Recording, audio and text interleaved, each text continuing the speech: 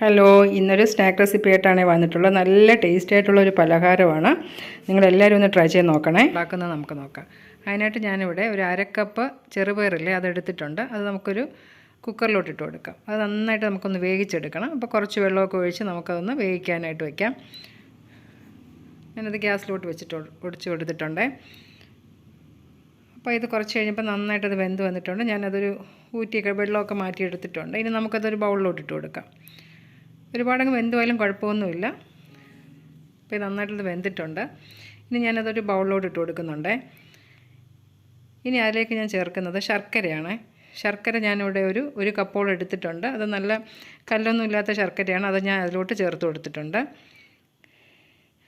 ഇനി ഞാൻ ഒരു കപ്പ് തേങ്ങയാണ് അതുകൂടെ അതിലോട്ട് ചേർത്ത് കൊടുക്കാം.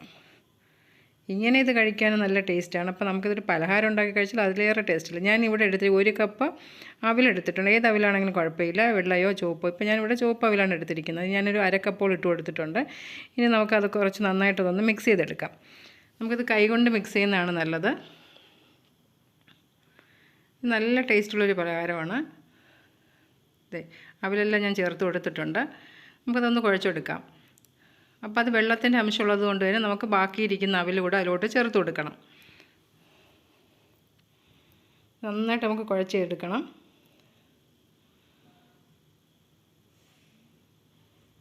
ഞാൻ ബാക്കിയിരുന്ന അരക്കപ്പ് കൂടെ ചേർത്ത് കൊടുത്തിട്ടുണ്ട്.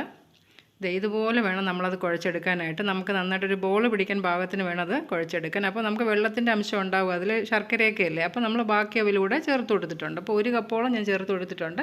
നിങ്ങളുടെ അതിനനുസരിച്ച് നിങ്ങൾക്ക് ചേർത്ത് കൊടുക്കാം. അപ്പം ഞാൻ ഓരോ ബോളായിട്ട് പിടിച്ചെടുത്തിട്ടുണ്ട്, കണ്ടോ. അപ്പം ഞാനതെല്ലാം ഓരോ ബോളായിട്ട് പിടിച്ചൊരു പാത്രത്തിലോട്ട് എടുത്ത് വയ്ക്കുന്നുണ്ട്. ഇതല്ലാതെ ഇങ്ങനെ കഴിക്കാൻ നല്ല ടേസ്റ്റാണ്. ഒരു സ്പൂൺ വെച്ച് കഴിച്ച് നോക്കുക, നല്ല ടേസ്റ്റായിരിക്കും. അപ്പോൾ ഞാൻ ഓരോ ബോളായിട്ട് പിടിച്ച് ഞാൻ പാത്രത്തിലോട്ട് വെച്ച് കൊടുക്കുന്നുണ്ട്. ഇതേ കണ്ടോ, എല്ലാം ഞാൻ എടുത്ത് വെച്ചിട്ടുണ്ട്. ഇനി എല്ലാം ഞാൻ അതുപോലെ പിടിച്ച് നല്ല രീതിയിൽ എടുത്ത് വെച്ചിട്ടുണ്ട്. ഇതുപോലെ നിങ്ങളാക്കി എടുക്കണേ. കണ്ടോ, ഒരു ബോൾ പോലെയല്ലേ.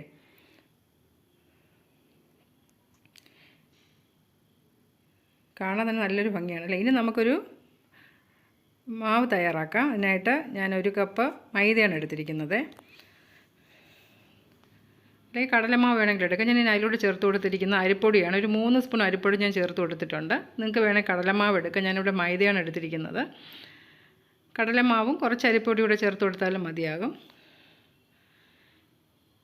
ഇനി നമുക്ക് ഒരു കപ്പ് വെള്ളം എടുത്തിട്ടുണ്ട്. അത് കുറേശ്ശെ ഒഴിച്ച് നമുക്കതൊന്ന് നല്ല ബാറ്റർ തയ്യാറാക്കി എടുക്കാം. അതുപോലെ തന്നെ ഒരുപാട് വെള്ളം ആകരുത്. നന്നായി നമുക്ക് ഇതുപോലെ വേണം ഇരിക്കാനായിട്ട്.